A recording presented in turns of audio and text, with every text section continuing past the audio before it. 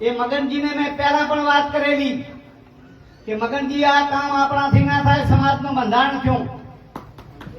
આ વાત મેં મગનજીને જાહેરમાં કરેલી. આ મગનજી બેઠા વાત સાંભળી લો. એથી નીચે